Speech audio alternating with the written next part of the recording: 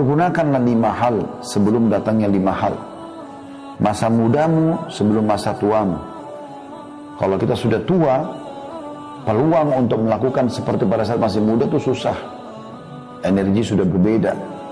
Mata, penglihatan juga sudah lebih kurang. Pendengaran sudah kurang. Dan seterusnya. Beda antara anak muda sama orang tua. Maksimalkan masa mudamu. Dan masa muda harus dihabiskan di atas ketaatan kepada Allah Subhanahu wa ta'ala. Nggak boleh pada kemaksiatan. Kata Nabi SAW, Inna Allah yu'jibu min syabin laisa lahu sabwah. Allah sangat kagum dengan anak muda yang tidak menghabiskan waktunya pada kemaksiatan. Yang saya herankan kadang-kadang kalau ada anak ganteng, anak tampan, yang gagah, dan ada anak perempuan yang cantik, ya. Heran kalau tidak menjadi ahli maksiat. Jadi kalau hadir di majelis ilmu, aneh. Jadi majelis ilmu harus orang-orang yang jelek-jelek saja. Ini aneh betul ini. Ya. Harusnya memang sambil dipakai dalam ketaatan. Kita lihat para sahabat Abdullah bin Umar, Abdullah bin Abbas, Abdullah bin Mas'ud, Abdullah bin Amr bin As, Anas bin Malik, Usama bin Zaid, ya. Ini sahabat-sahabat yang masih anak-anak mereka di masa Nabi SAW, tapi mereka diarahkan oleh orang tuanya dan lingkungan membentuk mereka menjadi orang-orang yang saleh. Sehingga pada saat Nabi SAW meninggal, umur mereka masih belasan tahun. Mereka setelah itu sudah bisa menjadi ulama, bahkan Usama bin Zaid menjadi panglima perang. Di dalam pasukannya ada Abu Bakar, ada Umar, ada Utsman, ada Ali, sahabat-sahabat Nabi yang mulia, yang terkenal sahabat senior. Tapi Nabi SAW tunjuk dia. Sebagian orang sempat berbicara, apakah anak kecil ini bisa pimpin peperangan? Di tengah-tengah pasukan ada si fulan dan si fulan. Kata Nabi SAW, sungguhnya mereka telah meragukannya sebagaimana mereka meragukan ayahnya. Tapi ketahuilah dia orang yang ahli di bidangnya. 17 tahun umur Usama bin Zaid pada saat itu. Gitu kan? Makanya Iyas Al-Muzani, seorang tabi'in yang masyhur dengan kecerdasannya, subhanallah, sangat cerdas, dari kecil belajar agama terus sampai argumennya kuat sekali. Satu waktu pernah khalifah datang ke wilayahnya mereka di Irak. Kemudian dia pun termasuk datang jalan mau menemui khalifah. Umurnya masih 17 tahun waktu itu. Di kiri kanannya ada 2 ulamanya Irak. Sebelah kanan 2, sebelah kiri 2. Maka khalifah mengatakan, aku belum pernah lihat pemandangan seburuk hari ini. Bagaimana bisa anak muda itu didampingi dengan 4 orang syekh, 4 orang-orang yang sudah tua dan berilmu di kiri kanannya. Seakan-akan ini pemimpinnya gitu. Maka khalifah bertanya, hai anak muda, bertanya kepada Iyas Al-Muzani rahimahullah, berapa umurmu?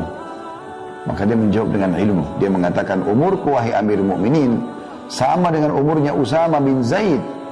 Ya, Usama bin Zaid sahabat Nabi tadi yang jadi panglima perang di zaman akhir hidup Nabi SAW, umurnya 17 tahun.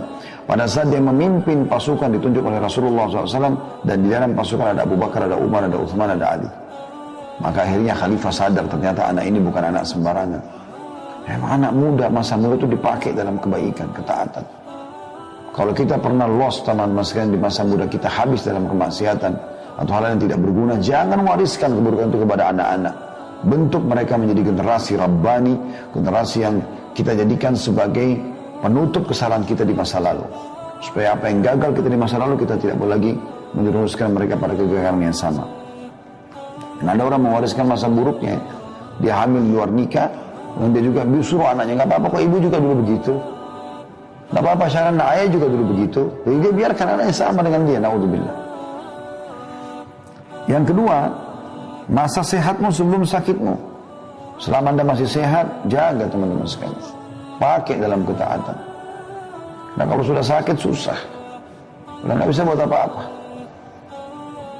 Ada pengusaha terkenal dari Jepang, baru memimpin meeting dengan proyek jutaan dolar, dan terkenal orangnya sangat sukses, menjadi buah bibir tengah-tengah orang.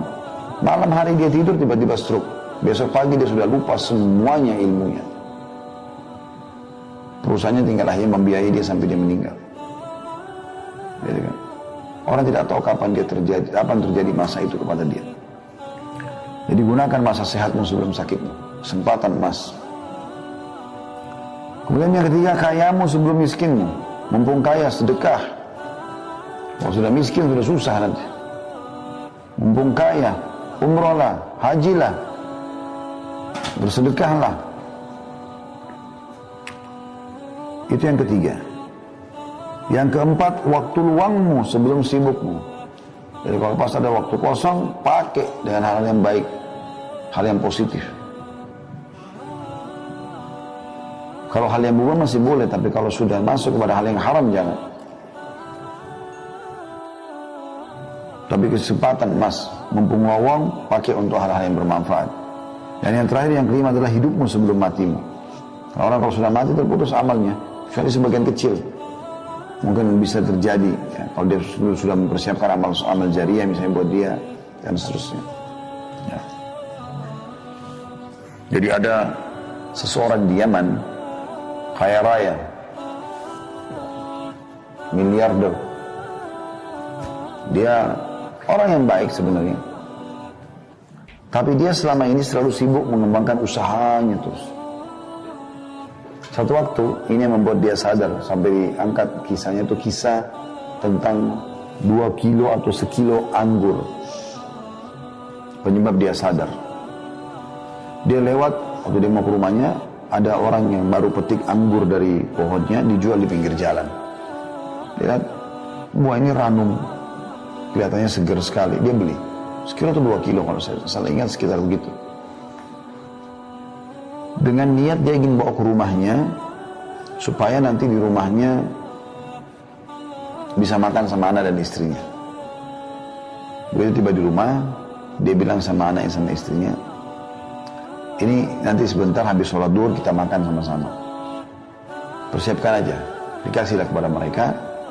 Kemudian dia pun duduk lalu sholat duhur di masjid. Subhanallah, begitu dia pulang dari sholat duhur, sudah dihidangkan makan siang, dia tanya, mana anggur tadi yang saya beli? Kata mereka, sudah habis kami makan tadi. Kata istrinya, anak-anak berebut tadi jadi habis. Tiba-tiba dia terenyuh gitu. Dia berpikir, apa yang sedang terjadi? Sebenarnya orang ini mampu membeli seluruh kebun kurma, seluruh kebun anggur itu. Karena dia orang kaya raya, mampu dia beli, bukan cuma sekilo 2 kilo. Tapi mungkin pada saat itu, memang dia beli untuk sama-sama dinikmati. Kenapa dia nggak dilibatkan? Dia langsung berdiri, dia nggak makan siang, dia keluar, dia keluarkan hampir seluruh uang perusahaannya, dibangunkan masjid, bangun berapa masjid, bangun rumah anak yatim, proyek-proyek sosial, semua dia sibuk dengan itu. Orang-orang tiba-tiba heran melihat, karena dia tidak pernah lakukan itu. Setelah selesai proyek itu, ada yang bertanya, kenapa Anda tiba-tiba melakukan semua ini?